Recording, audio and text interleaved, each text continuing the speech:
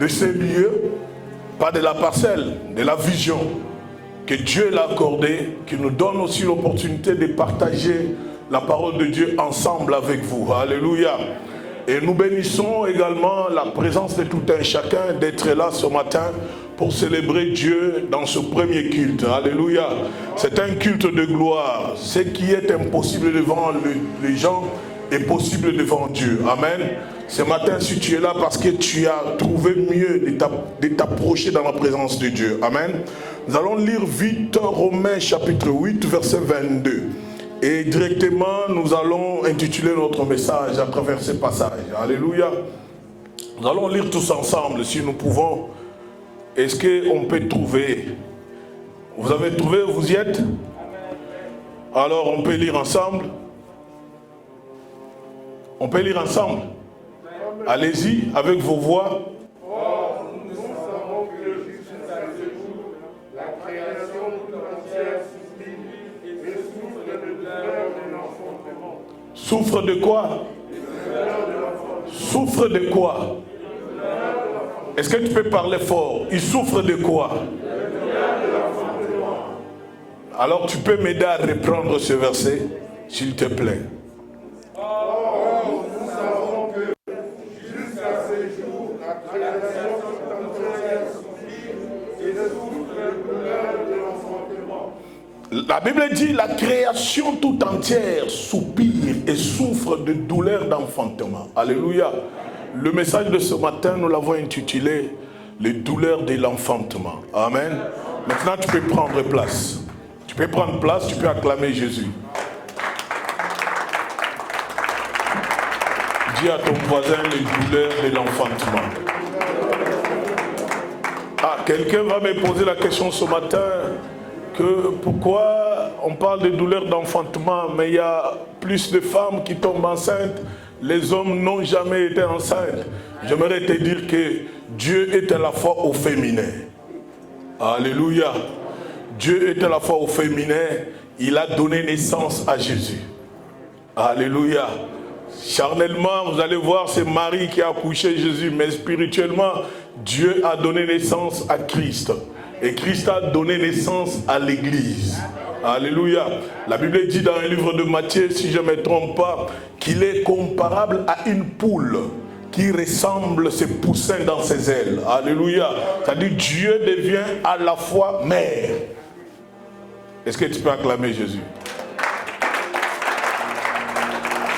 Alors j'aimerais dire à une personne que les douleurs que nous voulons partager ce matin, ce sont des douleurs que nous vivons sur la terre. Amen.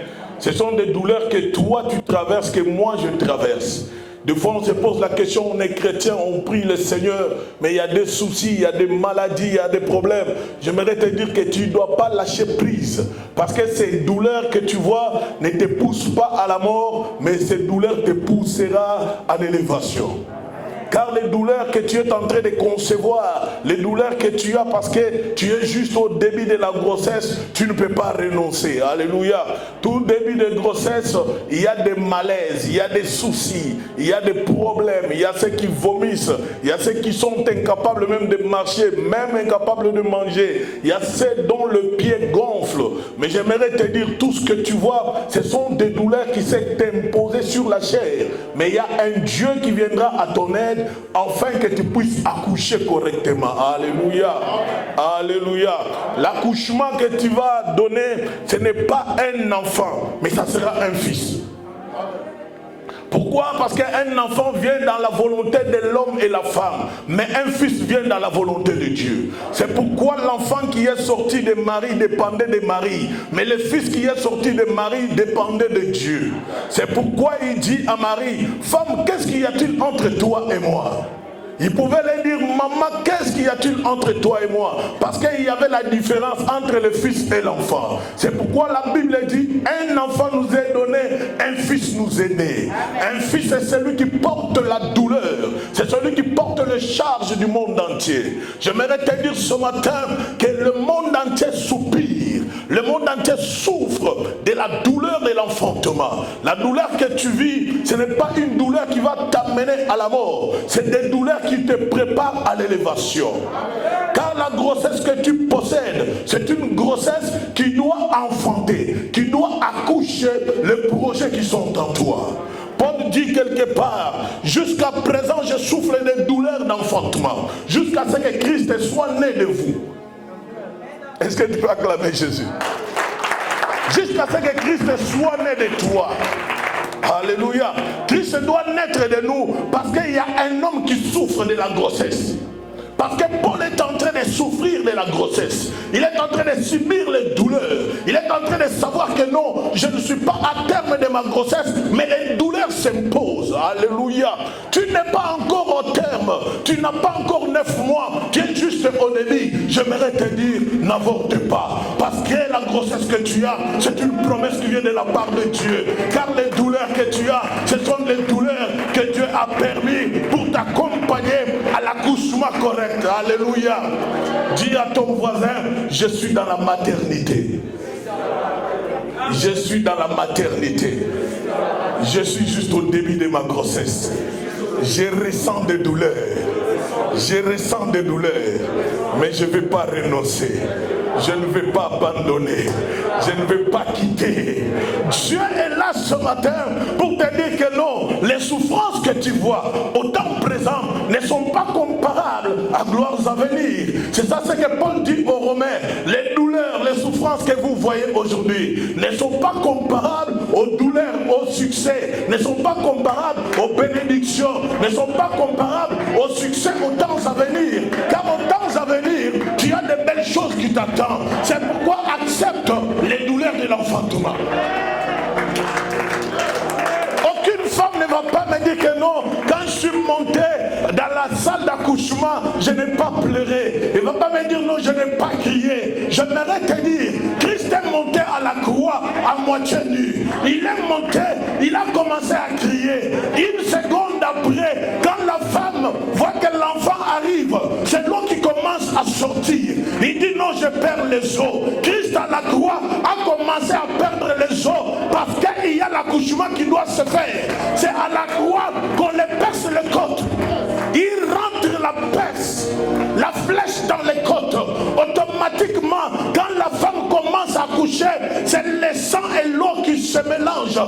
Christ à la croix commence à accoucher, le sang commence à couler, l'eau commence à sortir. Il crie très fort. Il n'a pas pleuré, mais il a crié. Comme une femme qui pousse afin que l'enfant sort. Il a crié, Père, pourquoi m'as-tu abandonné? C'est pourquoi le roi Ézéchias dit, la femme est enceinte, mais il n'a pas la force d'accoucher. Christ a accouché l'église à la croix. Christ a accouché ta vie sur la croix. Christ est là pour te donner encore la vie. C'est pourquoi je te dis, les douleurs que tu vois aujourd'hui ne sont pas comparables à la gloire à venir. La gloire à venir, pour les conserver, il faut passer par les douleurs. Il n'y a pas de succès sans douleur. Il n'y a pas de réussite sans difficulté. Tu es enfant de Dieu, tu vis les douleurs, accepte. Ce n'est pas l'avortement, mais c'est les douleurs qui te poussent afin d'accoucher. Christ a accepté qu'il soit humilié à la croix, mais c'était le symbole de la naissance, le symbole de l'accouchement, car la grossesse commence avec une semence. Mais Jésus est monté à la croix comme une semence pour donner naissance à toi et moi. Est-ce que tu peux l'acclamer? Est-ce que ça passe? Est-ce que ça passe ce matin? Est-ce que ça passe ce matin? Est-ce que Dieu est là? Je voudrais te rassurer une seule chose. Il n'y a rien qui va t'arriver, quelles que soient les douleurs. Ce qui m'étonne avec Paul, il dit, le monde entier supplie, ils vont souffrir. Mais c'est Paul qui a la grossesse d'enfanter. Alléluia. Un homme peut-il enfanter? Il peut tomber enceinte? Oui, certes. La grossesse de l'homme, la grossesse, elle est spirituelle. Tu as la grossesse des projets. Tu as la grossesse des bonnes choses. Tu as la grossesse des paroles prononcées par Dieu dans ta vie. Mais au jour d'aujourd'hui, tu ne le vois pas, c'est réalisé. Tu ne dois pas avoir peur, mais plutôt tu dois avoir le courage de marcher avec, de vivre avec. Alléluia. À la fin, il y aura une bonne nouvelle. À la fin, il y aura le succès. Parce que quand un enfant arrive dans la famille, j'aimerais scandaliser l'église. Ne sois pas trop... Ne les prenez pas à mal, mais c'est la parole de Dieu. Quand un enfant arrive dans la maison, tout le monde crie, c'est la bénédiction venant de Dieu. Est-ce que tous les enfants sont la bénédiction de Dieu? Alléluia. Ah, il y a un silence. Quand les enfants sont nés, il y a ceux qui crient, il y a une bénédiction. Est-ce que c'est une bénédiction réellement qui vient de la part de Dieu? Alléluia. Amen. Je vais toucher un point bizarre. Mais ne tenez pas rigueur envers moi, tenez rigueur avec la Bible. Car la Bible dit, tous les enfants nés hors mariage n'ont pas la bénédiction de Dieu. Un scandale. Alléluia. Est-ce que tu peux acclamer Jésus?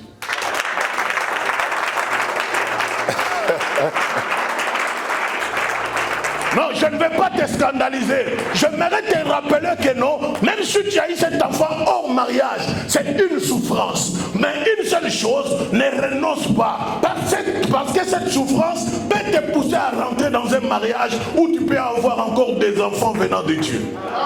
Tes enfants sont venus de Dieu. Mais quand il est hors mariage, c'est là où la Bible dit qu'il n'a pas la bénédiction. Je suis désolé, ce n'est pas moi, Deutéronome qui parle. Acclame Jésus, acclame Jésus. Car les douleurs que tu vois aujourd'hui ne seront pas comparables aux douleurs, aux bénédictions qui viendront. Alléluia. Car ta vie est une bénédiction. Nous allons prendre également le livre de Jean chapitre 16, versets 20 à 22. Quelqu'un peut nous aider à lire. Jean 16, 20 à 22. Quelqu'un peut prendre le micro. Frère Ézéchiel, prends le micro s'il te plaît. Sœur Elodie, tu vas nous prendre, dès qu'il finit, tu vas prendre Genèse 35, 16 à 19. Est-ce que ça passe ce matin? Est-ce que tu peux soulever la main ce matin? Je sais qu'il fait froid. Alléluia. Non, la parole de Dieu, c'est pour apporter la joie, la paix, la vie. Et ce matin, si Dieu est réellement avec toi, prends la parole avec beaucoup d'amour. Alléluia. Est-ce qu'on peut nous aider à lire, s'il vous plaît?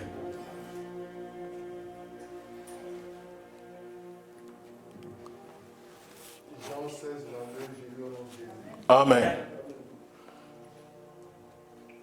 Jean 16, 20 à 22. à partir de la 16 ans, j'ai lu. Amen. Amen. En vérité, je vous l'ai dit. En vérité, je vous l'ai dit. Vous pleurerez et vous lamenterez et le monde se réjouira. Vous pleurerez et vous allez vous lamenter, mais le monde sera dans la joie. Vous serez dans la tristesse. Vous serez dans la tristesse. Mais votre tristesse changera en joie. Ah, votre douleur, votre tristesse changera un jour en joie. Amen. La femme, lorsqu'elle enfante, éprouve de la tristesse, parce que son heure est venue. Parce que son temps est arrivé.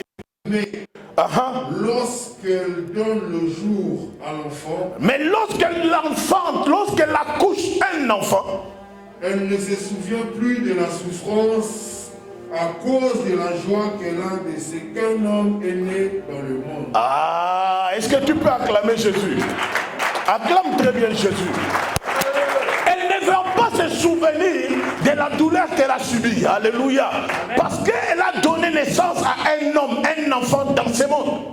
Alléluia.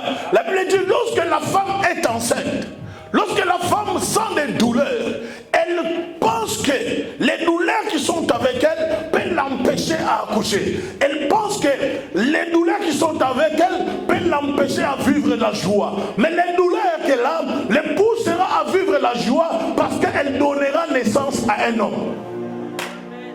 Tes douleurs, c'est pour un temps. Les douleurs que tu as, c'est pour un moment. Mais avec le temps, tu auras la joie parce que tu donneras naissance à une bénédiction qui est cachée en toi. Amen. Tu donneras naissance à une vision qui est cachée en toi. Tu donneras naissance aux projets qui sont en toi. Alléluia. Car le projet que tu as, c'est Dieu qui est derrière. Les douleurs que tu vois, c'est Dieu qui est derrière. Il n'y a pas aucune douleur qui peut dépasser ta force. C'est pourquoi Dieu amène des douleurs autant qu'il faut. Amen. La femme compte 9 mois pour accoucher. Elle tient fort pour que la grossesse ne puisse pas sortir. Mais dès qu'elle a 9 mois, elle se précipite à tout moment que l'enfant doit sortir. Elle peut marcher, faire des escaliers, éviter d'ascenseurs, marcher à pied afin que l'enfant soit déjà prêt pour sortir. Alléluia. Ta bénédiction, il faut que tu te prépares dans la prière, afin que tu l'accouches dans la liberté. Amen. Alléluia. Les douleurs sont là, certes, mais il faut que tes douleurs changent en joie. Est-ce que tu peux acclamer le Seigneur? On finit. Verset 22. Vous donc aussi, vous êtes maintenant dans la tristesse. Vous êtes maintenant dans la tristesse. Mais je vous réveillerai. Et votre cœur se réjouira. Ah. Et nul ne vous ravira votre joie. Alléluia. Un enfant de Dieu, même quand les douleurs sont là, tu ne dois pas perdre la joie. Tu ne dois pas perdre la joie de vivre. Tu ne dois pas te traumatiser. Tu ne dois pas te tourmenter. Parce qu'à un moment donné, Dieu viendra vers toi pour te donner de la joie. Parce que la Bible dit, la joie de l'Éternel, c'est notre force. Mais quand il y a les douleurs, tu ne peux pas oublier ou abandonner ce que Dieu a dit sur ta vie. Quand il y a des soucis, n'oublie pas que non, Dieu a prononcé quelque chose sur toi. Alléluia. Parce que les souffrances que tu vois ne seront pas éternelles. Les souffrances ne seront pas éternelles. Piano, s'il vous plaît. Alléluia. Les souffrances ne seront pas éternelles parce que Dieu viendra vers toi pour te donner de la joie. Dis à ton voisin, je vais accoucher. Dis-lui bien, je vais accoucher. Est-ce que tu sais de quel enfant tu vas donner? Tu vas accoucher qui? Un enfant ou un fils? C'est pourquoi la Bible dit, celui qui a le fils a la vie. Il n'a pas dit celui qui a l'enfant a la vie. Celui qui a le fils a la vie.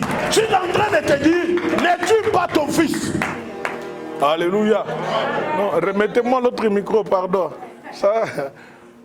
Ça, c'est la voix. La Bible dit, celui qui a le Fils a la vie. Amen. Alléluia. Amen. Si le Fils est en toi, tu es réellement affranchi. Amen. Si réellement tu possèdes le Fils, tu es réellement affranchi. Amen. Parce que le Fils te donne la force d'avoir la fierté. Amen. Un enfant peut te trahir, mais un fils est celui qui reconnaît ses défauts. L'enfant prodigue est revenu parce que c'est un enfant. Mais quand l'esprit d'un fils est retourné en lui, il s'est pointé devant son père. Il a dit, Père, j'ai péché. Amen. Alléluia. Amen. L'histoire du roi Salomon avec les deux prostituées. L'une dit, l'enfant qui est vivant, c'est mon enfant. L'autre dit, l'enfant qui est mort, ce n'est pas à moi. Alléluia. Mais le roi, tel qu'il était doué de la sagesse de Dieu, il a compris que l'autre a les sentiments de l'enfant. Mais celle-là, elle a les sentiments d'un fils. C'est pourquoi je te dis, ne tue pas le fils. Parce que le fils que tu possèdes est une bénédiction venant de Dieu. Est-ce que tu peux acclamer le Seigneur? Je suis en train de courir parce qu'il n'y a pas assez de temps. Alléluia. Amen. Le roi Salomon regarde la femme. Il dit, mais je ne sais pas.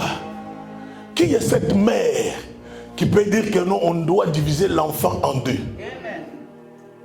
Qui est cette mère qui peut accepter que les 9 mois de douleur, les 9 mois de vomissement, on te voit dans la rue avec une bouteille où tu craches dedans, on te voit dans la rue avec des glaçons, où tu vois parce que ton cœur n'est pas en paix, mais tu décides que la grossesse que tu as vécue pendant 9 mois, que l'enfant qui est le fruit de ta bénédiction soit divisé en deux. Alléluia. Et le roi Salomon réfléchit, il demande à Dieu, donne-moi de la sagesse. Amen. Ce qui est important avec le roi Salomon, c'est que Dieu, quand tu as un projet, il inspire les pensées de ton cœur. Amen. Parce que tu as besoin que le fils qui est en toi parle. Il faut que le fils qui est en toi parle. Qui te dérange, qui te dit non, maman, je suis prêt de sortir. Maman, je suis prêt d'aller dans le monde. Car le monde où il vient, ce n'est pas un monde de maladie. C'est un monde qui est sous la couverture du Saint-Esprit. Pourquoi? Parce que lui, c'est un fils qui vient dans la volonté divine. Alléluia. Le roi, lorsqu'il soulève le paix pour diviser l'enfant en deux, c'est que j'aime bien avec l'autre prostituée. Et dit non, donne-lui cet enfant. Donne-lui cet enfant. Si cela sera possible, je peux le voir même entre ses mains. Alléluia. Amen. Alléluia. Alléluia. Si cela est possible, même si le diable te menace, mais il y a une chose que tu dois retenir, que cette bénédiction, tu peux le voir encore. Tu peux encore le voir. Parce que tu n'oublieras pas les 9 mois de menaces. Tu n'oublieras pas les douleurs. Tu n'oublieras pas le temps que tu es venu dans la présence de Dieu. Tu manques de la joie parce que tu n'as pas vu la réalisation de ce que Dieu avait dit. Mais Dieu est fidèle à sa parole. À chaque fois que tu viendras vers lui pour prier, pour demander, à chaque fois que tu vas t'agenouiller dans sa présence, le Seigneur va te donner ce que tu as besoin. C'est pourquoi ce que j'aime dans cette parole, c'est que la femme a été touchée. Elle a pensé aux douleurs d'enfantement. Elle a pensé aux douleurs qu'elle a vécues. C'est pourquoi Paul dit aux Romains que la grossesse que j'ai, les souffrances que j'ai, les douleurs que j'ai me poussent à voir que Christ soit né en vous. Alléluia. Il faut que Christ soit ce matin en toi. Ce message, je l'apporte dans plusieurs volets. Dans le volet où tu dois réellement engager Christ dans ta vie. Dans le volet où Christ doit être le maître de ta vie. Dans le volet où tu dois comprendre que quelles que soient les douleurs du temps présent ne sont pas comparables à la gloire à venir. Qu'est-ce que Dieu te réserve à la gloire à venir? Dieu te réserve des bonnes choses. Tous les projets qui sont cachés en toi, Dieu est là pour le manifester à l'œil nu. C'est pourquoi tu ne dois pas t'inquiéter que la souffrance soit là. C'est une façon de te préparer à célébrer la joie auprès du Seigneur. Pourquoi ne pas être heureux? Non, ça fait longtemps que j'ai pris. J'ai toujours les mêmes situations, mêmes explications. Je ne vois pas les changements. Mais j'aimerais te dire que cette femme, lorsque le roi Salomon décide de diviser l'enfant en deux, elle a souffert. Elle a changé des hommes pour tomber enceinte. Je ne sais pas si elle était sortie avec qui. Alléluia. Elle a vu des douleurs, elle a vu des personnes passer dans sa vie. Mais une semence est restée en elle pour accoucher un fils. Alléluia. La semence qui reste en toi, ce n'est pas à gaspiller, mais c'est pour accoucher un fils. C'est pour accoucher une bénédiction. C'est pour accoucher une vision. Dieu veut enlever le visage de tristesse qui est en toi pour apporter la joie. Il veut te donner la joie, que tu veux ou pas. La joie de te suivre. Alléluia. J'aime bien ce que l'apôtre Paul dit. Parce que c'est cette joie qui te poussera à célébrer le Seigneur. Quand tu n'as pas de la joie, tu ne peux pas louer Dieu. Quand tu n'as pas de la joie, tu ne peux pas adorer. Tu peux faire semblant de chanter, louer, mais en toi tu sais que non, mon cœur est blessé. J'aimerais te dire non, le fils que tu possèdes, c'est celui qui viendra soulager ton cœur. Il soulagera ton cœur. Est-ce que tu peux l'acclamer? Amen. Nous allons courir vite. Genèse 35, 16 à 19. Genèse 35, 16 à 19, je lis la parole du Seigneur. Amen. Ils partirent de Bethel et il y avait encore une certaine distance jusqu'à Ephrata lorsque Rachel accoucha. Lorsque Rachel accoucha. Elle eut un accouchement pénible. Rachel a eu un accouchement pénible. Et pendant la douleur de l'enfantement. Pendant cette douleur de l'enfantement. La sage-femme lui dit. Oh! Ne crains point. Ne crains point, Rachel. Tu as encore. Quand tu as encore un fils. Un fils. Dis à ton voisin, tu as encore un fils. Tu as encore un fils. Tu as encore un fils. Ce que tu vois aujourd'hui, papa, ce n'est pas la limite de Dieu. C'est-à-dire qu'il y a encore d'autres choses qui sont derrière. Il y a encore d'autres bénédictions qui t'attendent. Dans le monde surnaturel, tu ne peux pas comprendre ce que Dieu réserve pour toi. C'est pourquoi la sage-femme dit à Rachel, malgré les douleurs d'enfantement, tu as donné naissance à un fils. Mais il y a encore. Dieu réserve encore des choses. Dieu te réserve encore de grandes choses. Dieu te réserve encore de belles histoires. Dieu te réserve encore des choses qui peuvent te pousser plus loin. Parce que ce que tu vois, ce n'est pas tout ce que Dieu a décidé. Parce qu'il y a encore des bénédictions qui vont te suivre. Parce que le Seigneur réserve de grandes choses pour ta vie. Ah, je croyais que tu avais compris. La sage-femme dit à Rachel, tu as accouché un fils. Je croyais qu'il pouvait dire, tu as accouché un enfant, qu'il reste encore un autre enfant. Mais il a dit non, il y a encore un fils que tu viens d'accoucher, mais il reste encore. Dis à ton voisin, il te reste encore. Tu as des réservoirs. Il te reste encore. Tu seras débordé. Laisse que la souffrance existe pour te donner la facilité de t'approcher de Dieu. Parce que Dieu réserve encore. Amen, amen. Est-ce que tu peux répéter, il me réserve encore? Il me réserve encore. Maman Elodie, on avance. Il réserve encore. Tu continues. Verset 18. Et comme elle allait rendre l'âme. Et comme elle allait rendre l'âme. Car elle était mourante. Elle était mourante. Elle lui donna le nom de Ben-Oni. Elle lui donna le nom de Ben-Oni. Mais le père l'appela Benjamin. Le père l'appela Benjamin. Alléluia. Ce qui reste de toi, c'est toi qui sauras comment les nominer. Les bénédictions qui viendront de toi, c'est toi qui sauras comment les nominer. Parce que les douleurs que tu as, les douleurs l'enfantement qui sont en toi, les gémissements que tu donnes, toutes les douleurs que tu es en train de subir, il y a une bénédiction que toi tu vas dénommer. Amen. Est-ce que tu me comprends? Amen. Il y a quelque chose que toi tu vas nommer. Dire non. Je suis président de la République. Alléluia. Alléluia.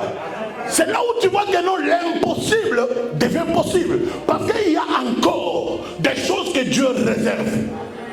Il réserve quoi pour toi? Alors tu dois aller dans les mondes surnaturels, comprendre que non, j'ai une bénédiction que même le diable ne peut pas toucher. Parce que j'ai accouché avec des douleurs. Rachel a accouché avec des douleurs. Mais il y a encore des choses qui restent. Il y a encore des réserves, Il y a encore des bénédictions que Dieu n'a pas totalement encore libérées. Mais il faut que tu puisses aller dans la profondeur pour savoir qu'est-ce que Dieu réserve encore. Amen. On continue parce qu'on doit finir.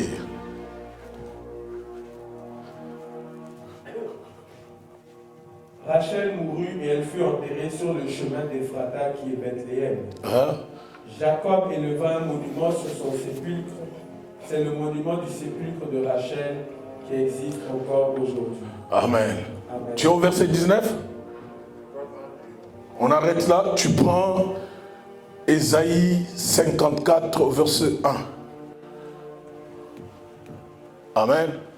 On est parti trop vite pour gagner le temps, mais on est dans le bon. Est-ce que ça passe? Amen. Est-ce que tu es content ce matin? Amen. Est-ce que tu peux te réjouir avec les acclamations? Non, acclame bien le Seigneur.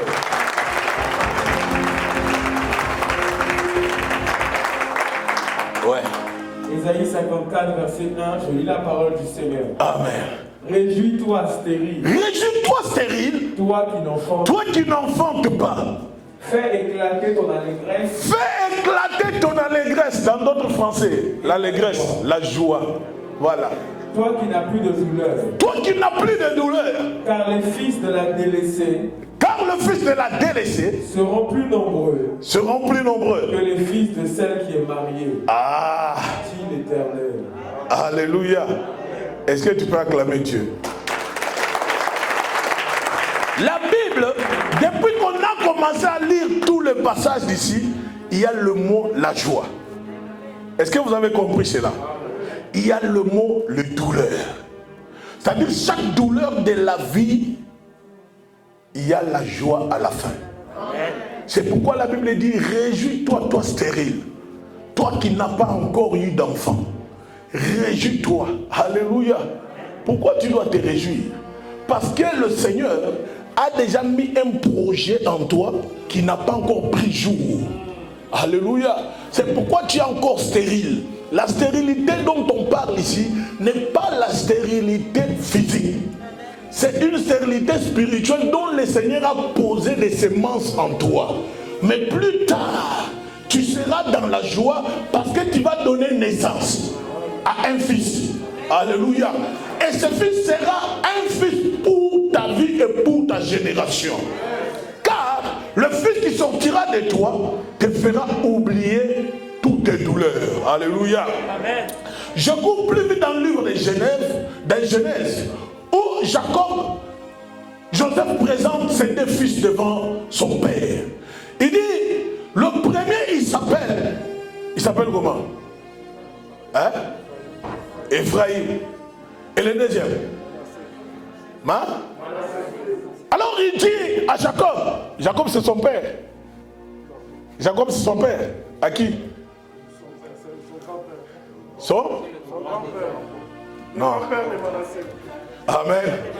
Joseph dit à son père, celui-ci s'appelle Ephraïm. Alléluia. Qui veut tout simplement dire, Dieu m'a rendu fécond. Est-ce que tu comprends? Celui-ci s'appelle Ephraïm, Dieu m'a rendu fécond. Alléluia. Et le deuxième il s'appelle comment? Manassé. Le Seigneur m'a rendu fécond dans le pays de la souffrance. Dans tes douleurs, le Seigneur te rendra fécond. Amen. Dans tes soucis, le Seigneur te rendra fécond. Dans tous les projets que le diable peut planifier, Dieu te donnera les enfants. Il te donnera les fils. Ce fils sera un fils de la bénédiction. Alléluia. C'est pourquoi quand tu marches, marche avec joie. De voir que non, je suis stérile, mais à un moment donné, je vais donner naissance à un fils. Le fils que tu donneras naissance, il ne sera pas n'importe qui. Il ne sera pas appelé Shadrach. Il ne sera pas appelé Abednego. Mais il sera appelé Ephraïm. Il sera appelé Manassé. Car le Seigneur t'a rendu fécond. Car le Seigneur t'a visité dans ta douleur, dans tes soucis. Le Seigneur viendra à ton aide. C'est pourquoi la Bible dit, celui qui a le Fils, il a la vie. Comme tu as le Fils, conserve le Fils, parce que c'est le Fils qui te poussera à voir le Dieu. Le Fils te poussera à voir Dieu, car la Bible dit, celui qui n'est pas passé par le Fils ne peut pas voir le Père. Parce que c'est le Fils qui est le seul médiateur entre le Père et nous. Alléluia. C'est pourquoi tu ne dois pas tuer ton Fils. Ne tue pas ton fils parce que ton fils est une bénédiction pour ta maison. Ne tue pas ton fils parce que ton fils est le médiateur entre toi et Dieu. Ne tue pas ton fils parce que ton fils est une source de joie. Parce que le Seigneur, la femme sage, il dit à Rachel, tu as bien accouché, mais il y a des réserves. Il y a encore. Dis à ton voisin, il y a encore. Est-ce que tu le crois qu'il y a encore? Est-ce que tu le crois qu'il y a encore? Dis à ton voisin, je suis dans la maternité où je dois accoucher. mes projets, mes bénédictions. Alléluia. Le projet que tu vas accoucher ce matin, ce ne sont pas des projets que les hommes ont formés, mais tu vas accoucher des projets que Dieu avait mis en toi. Alléluia. Ce lieu est un lieu d'accouchement. Alléluia. Ce lieu est un lieu d'accouchement. Nous allons accoucher beaucoup de projets que Dieu avait mis en nous. Amen. Alléluia. Nous allons donner naissance aux projets, aux grandes choses que le Seigneur avait posées en nous. Alléluia. Les douleurs de l'enfantement sont des douleurs qui sont dans la vie de tout un chacun.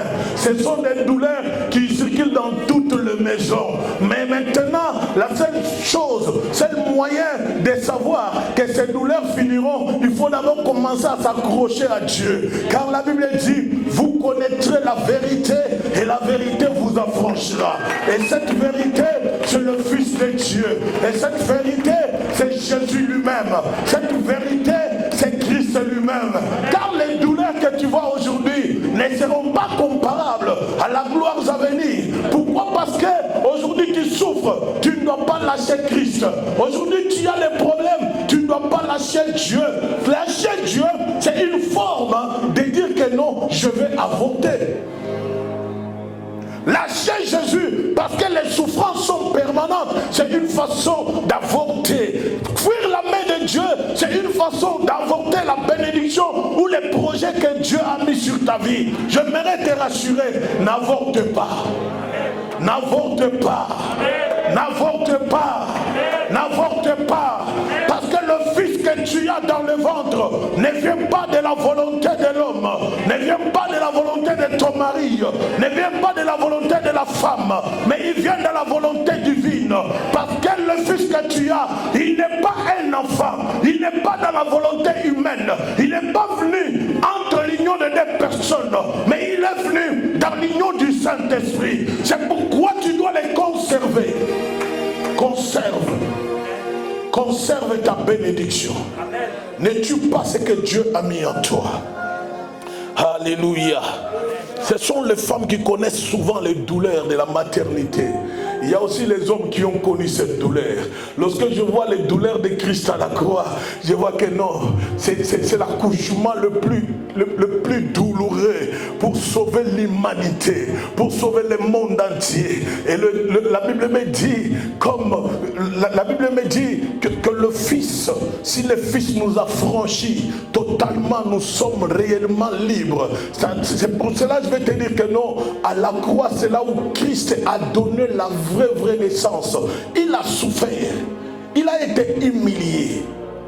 Quelqu'un peut me dire que non, je transporte, je partage les souffrances avec toi. Mais j'aimerais te dire, il a menti. Parce que sur le chemin de la croix, une personne a osé transporter la croix de Christ.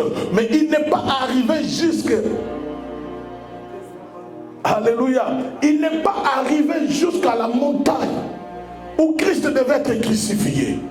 Alléluia. Pourquoi la croix pesait? La croix avait des douleurs. La croix avait des souffrances. Alléluia.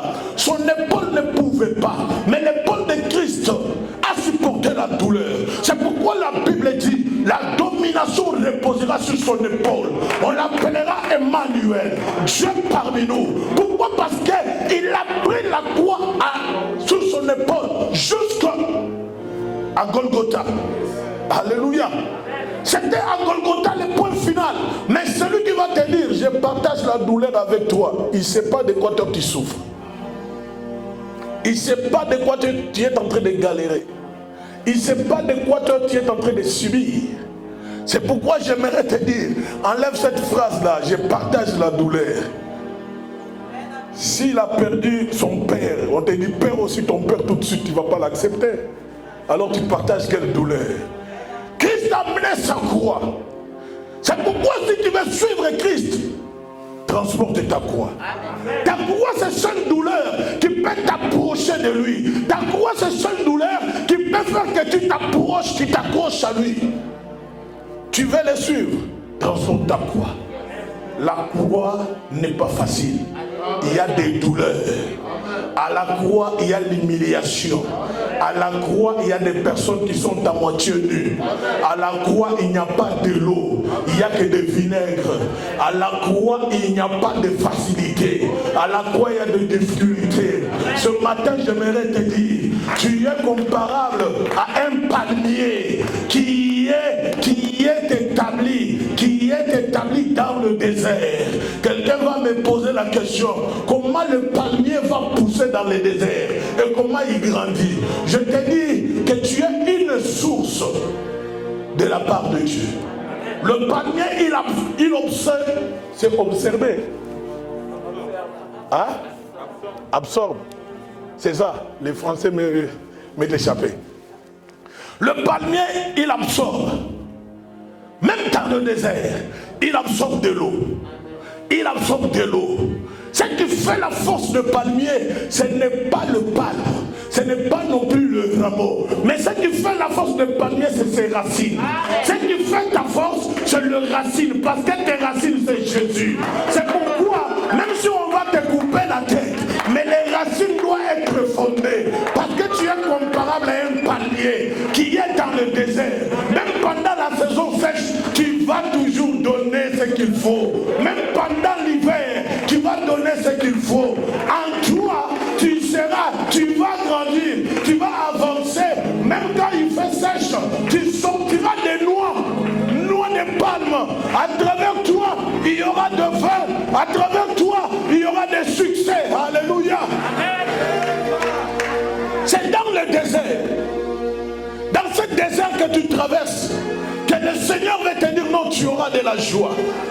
Et maintenant, quand le palmier va donner les noix de palme, la Bible, bon, pas la Bible, tu vas voir que c'est ces racines-là qui commencent maintenant à libérer l'eau qu'il avait absorbée. Merci.